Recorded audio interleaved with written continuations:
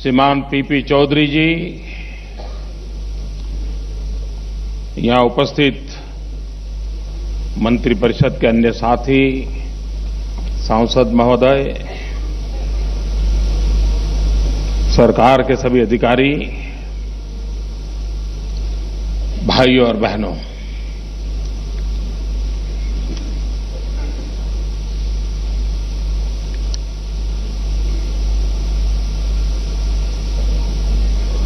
Christmas के दिन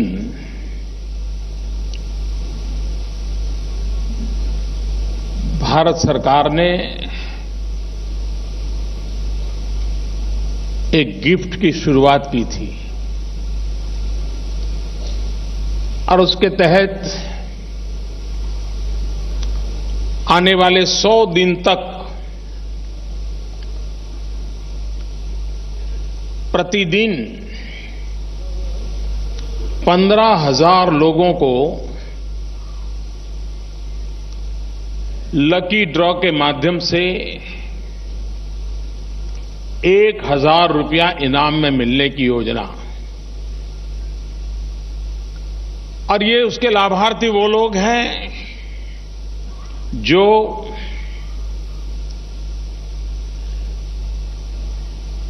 digital technology का उपयोग करते हुए एक ग्राहक के बतौर खरीदी करते हैं,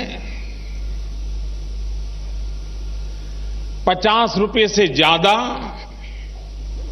और 3,000 रुपए से कम, ताकि इनाम गरीबों को मिले।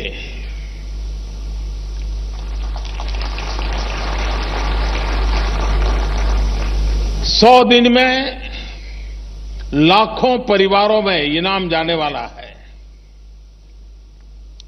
और ड्रॉ होने के 3 दिन के बाद बैंक के लोग उसमें से नाम कौन है वो निकाल देते हैं।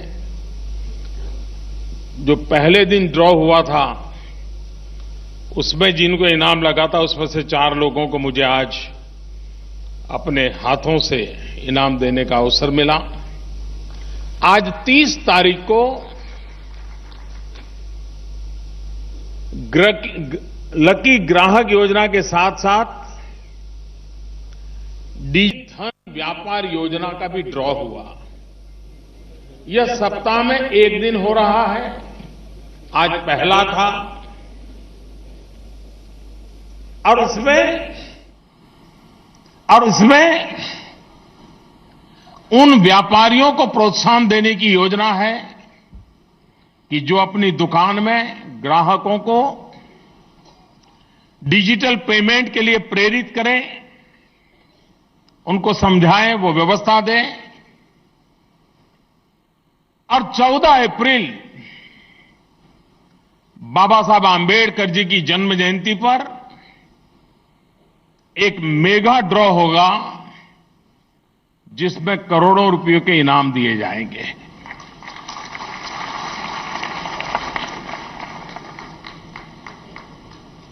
जिन लोगों को इस लकी ड्रॉ में इनाम मिला है उनका मैं अभिनंदन करता हूं, लेकिन मैं उनका आभार भी व्यक्त करता हूं क्योंकि उन्होंने झारखंड जैसे छोटे गांव में रहने वाले किसी छोटे नौजवान ने इस टेक्नोलॉजी को आत्मसात किया, इस टेक्नोलॉजी का उपयोग किया, महिलाओं ने उपयोग किया। और इसलिए देश में जो लोग इसके साथ जुड़ रहे हैं वो एक प्रकार से उज्जवल भारत की नींव मजबूत करने का काम कर रहे हैं और इसलिए मैं इन सबका अभिनंदन करता हूं, उनको बधाई देता हूं।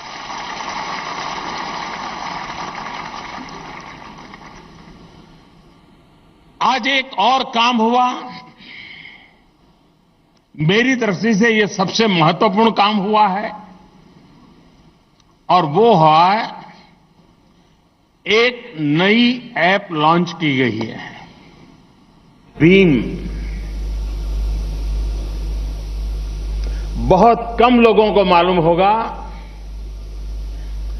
जिस महापुरुष ने हमें संविधान दिया वो डॉक्टर भीमराव अंबेडकर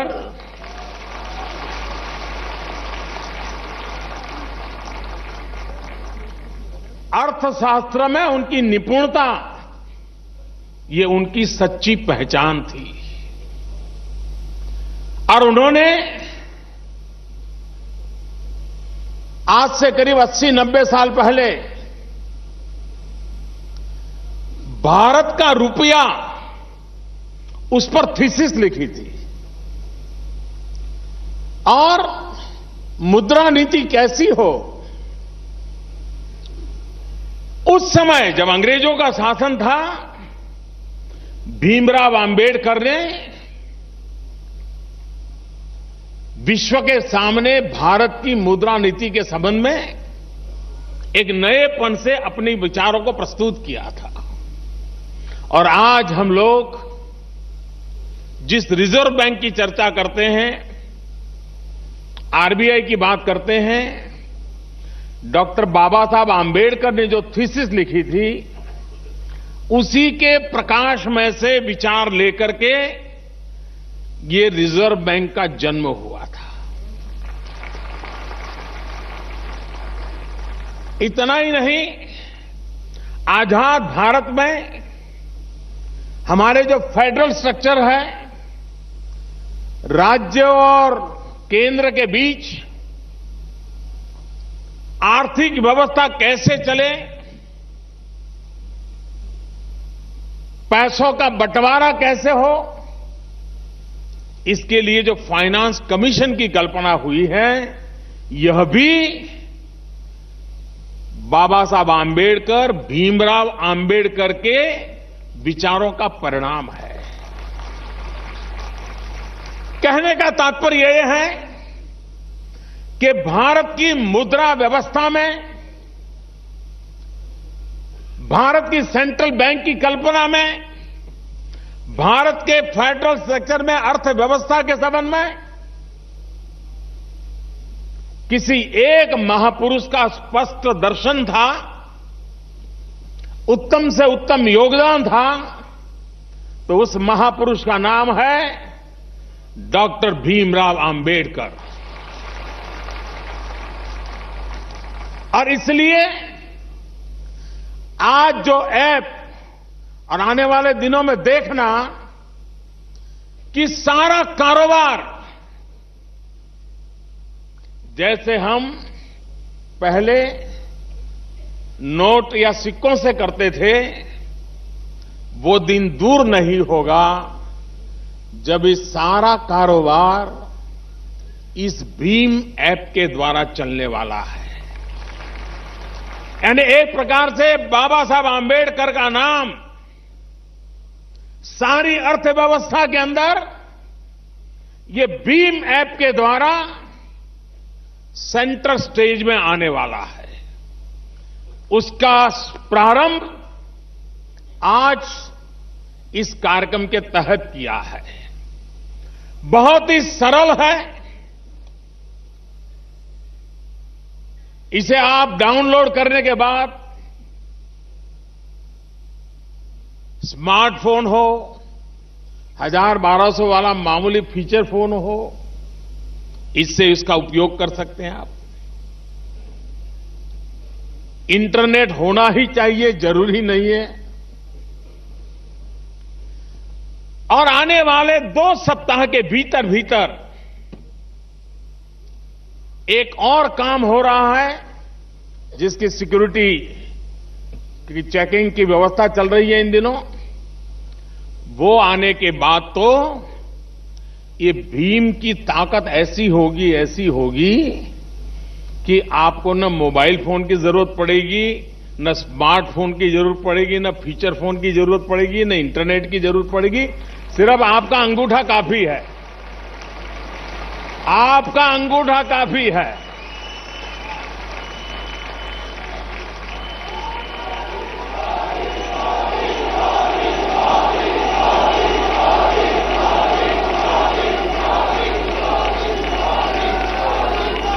कोई कल्पना कर सकता है एक जमाना था अनपढ़ को अंगूठा छाप कहा जाता था।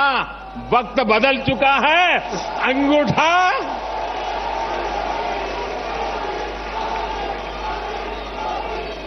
आप ही का अंगूठा आपकी बैंक, आप ही का अंगूठा आपकी पहचान, आप ही का अंगूठा आपका कारोबार।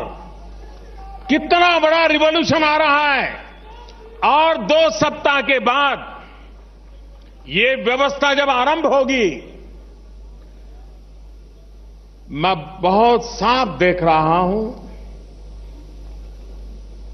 ये भीम दुनिया के लिए सबसे बड़ा अजूबा होगा।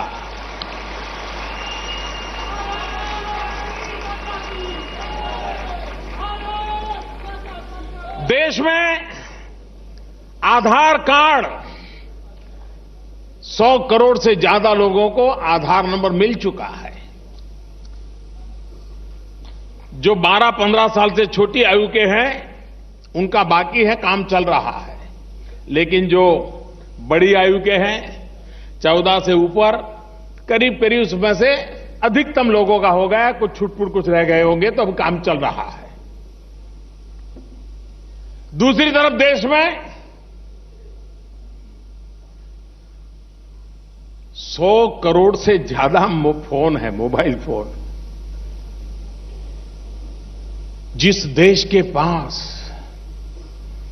65% नौजवान 35 साल से कम आयु के हो, जिस देश के लोगों के हाथ में मोबाइल फोन हो, जिस देश के लोगों के अंगूठे में उनका भविष्य सुनिश्चित कर दिया गया हो, वो देश एक बार अगर डिजिटल कनेक्टिविटी कर दें तो कितना बड़ा नया इतिहास बना सकता है, ये इसके अंदर आपको दिखाई देगा। विश्व के किसी भी देश के लिए टेक्नोलॉजी के क्षेत्र में कितना ही आगे गया हुआ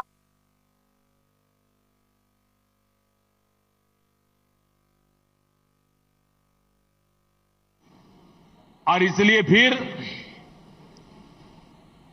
वे गूगल के पास जाएंगे, गूगल गुरु को पूछेंगे ये भीम है क्या।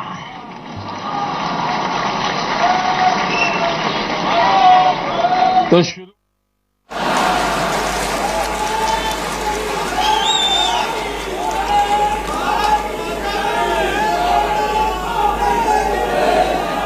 और ज्यादा गहरे जाएंगे तो उनको पता चलेगा हिंदुस्तान की धरती पर कोई भीमराव आंबेडकर नाम के महापुरुष हो गए। भारत रत्न भीमराव आंबेडकर।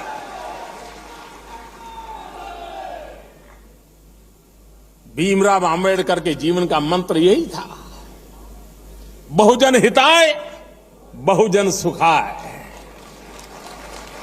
वे दलित, पीड़ित, शोषित, वंचितों के मसीहा थे। ये टेक्नोलॉजी उसकी सबसे बड़ी ताकत गरीब से गरीब को एम्पावर करने की ताकत इसमें पड़ी हुई है। ये भ्रम है कि ये पढ़े लिखे अमीरों का खजाना है। जी नहीं, ये गरीबों का खजाना है।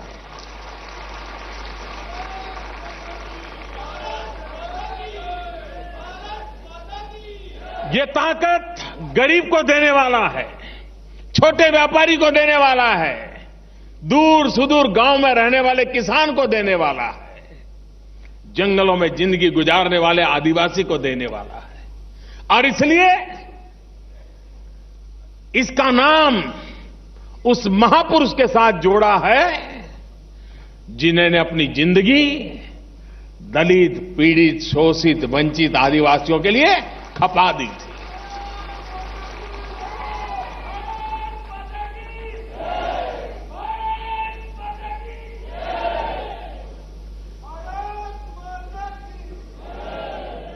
शुरू में कभी कभी लगता है आज भी दुनिया के कई समृद्ध देश हैं,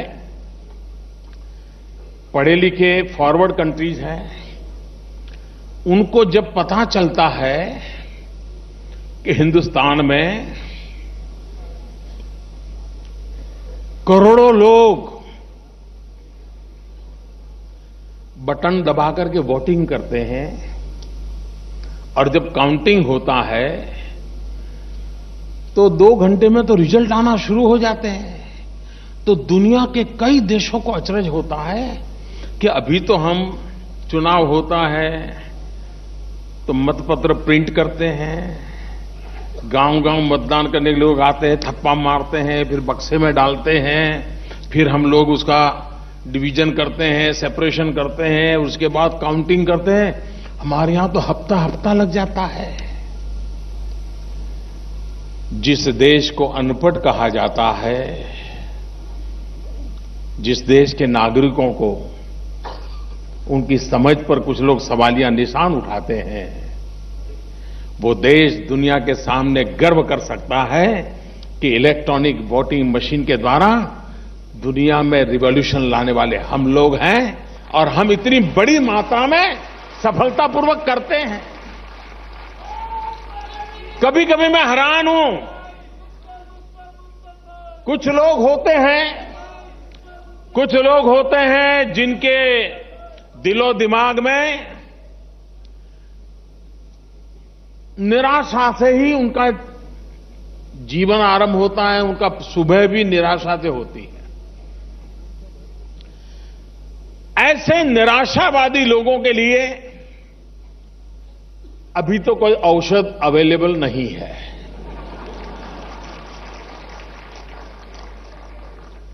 तो ये निराशावादी लोगों को उनकी निराशा उनको मुबारक।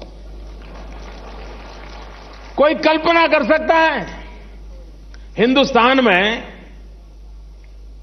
एक जमाना था, आप लोगों ने पुराने जमाने की मूवी देखी होगी, तो शेयर मार्केट में व्यापारी इकट्ठे होकर के चिल्लाते थे, ऐसे ऐसे उंगलियां कर करके वो अपना शेयर बाजार में दाम बोलते थे और उसको लिखने वाले फिर दूर से तय करते, हां ये वो बोली बोल रहा है, वो ये बोली बोल रहा है। ये एक जमाना ऐसा था। आपने देखा होगा पहले शेयर मार्केट के अंदर कोई इन्वेस्टमेंट करते थे तो बड़े बड़े शेयर सर्टिफिकेट आते थे, उसको संभालना पड़ता था, घर में कोई ध्यान रखता था, देखो भाई शेयर लिए थे तो क्या हुआ, कोई दाम बढ़ा कम हुआ। आज हिंदुस्तान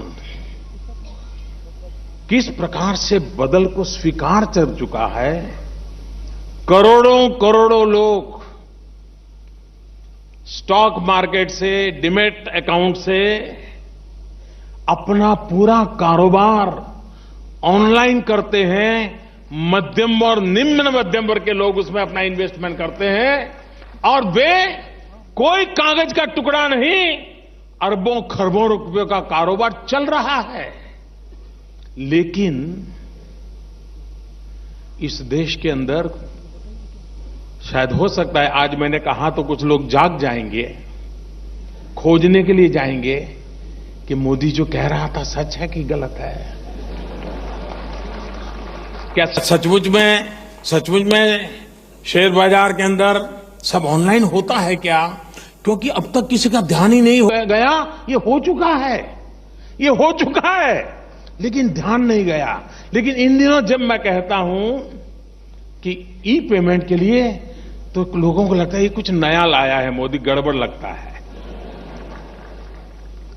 और इसलिए बड़े बड़े लोग, उच्च पदों पर रहे हुए लोग, वे भी अपने बड़ी मृदु भाषा में बोलते हैं, सॉफ्टली बोलते हैं कि ये कैसे हो सकता है, देश अनपढ़ है, मोबाइल फोन कहां है, ऐसा बोलते हैं।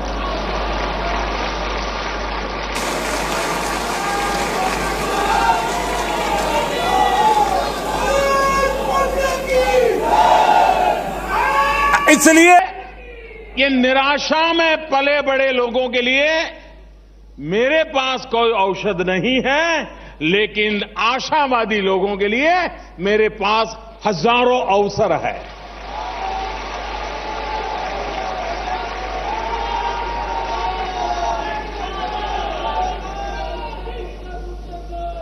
भाइयों बहनों, आज कोई धोबी सोच सकता है क्या कि वो बैंक से लोन ले सकता है? कोई छोटा सा हजाम की दुकान चलाने वाला, बाल काटने वाला व्यक्ति, वो सोच सकता है कि मुझे बैंक से लोन मिल सकता है? कोई अखबार की पस्ती इकट्ठी करने वाला या अखबार बेचने वाला सोच सकता है? वो कल्पना ही नहीं कर सकता कि बैंक में मैं जाऊंगा, पैसे मिल सकते हैं। सोच ही नहीं सकता, क्योंकि हमने हालत ऐसे बना के रखे। ये जो मैं डिजिटल पेमेंट की बात करता हूं, वो कैसा रिवॉल्यूशन लाएगा। और जब ये भीम सामान्य नहीं है। आपके परिवार की वो आर्थिक महासत्ता बनने वाला है। कैसे? मान लीजिए एक धोबी, आज उसके बाद लोग आते हैं, कपड़े ड्राई क्लीनिंग, दिखना फलाना करा के जाते हैं, शाम को वो 500-1000 रुपया कमा लेता है, घर ले जाता है अपना गल्ला। लेकिन जिस दिन वो डिजिटल पेमेंट लेना शुरू करेगा तो उसका पूरा ट्रैक रिकॉर्ड तैयार हो जाएगा।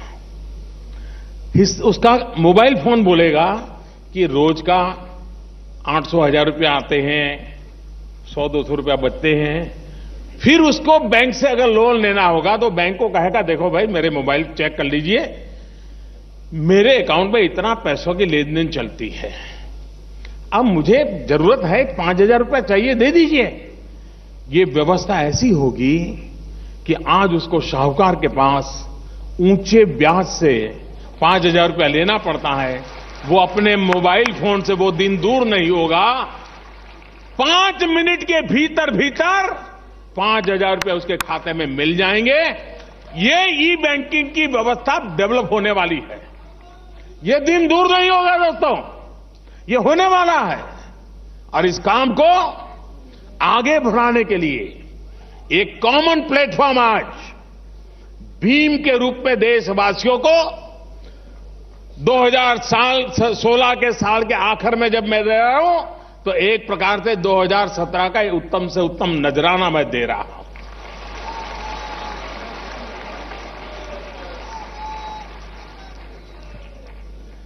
भाइयों बहनों, आज से 3 साल पहले के अखबार उठा लीजिए। पुराने अगर YouTube पर जाएंगे तो पुराने टीवी न्यूज के क्लिपिंग पड़े होंगे, वो देख लीजिए। क्या आता है? कितना गया, कोयले में कितना गया,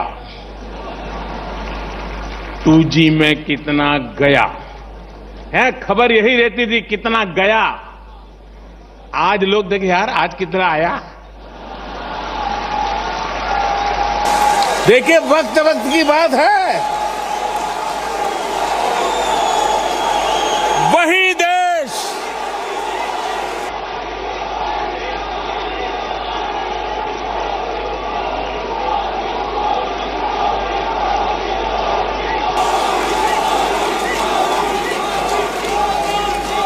यही देश, यही लोग, यही कानून, यही सरकार, यही फाइलें, यही नियम, वो भी एक वक्त था जब गए की चर्चा होती थी।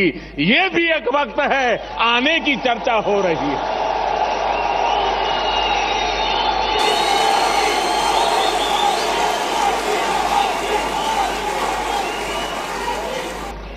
लोग हिसाब लगा रहे हैं, मंडे को इतना आया था, ट्यूसडे को कितना आया।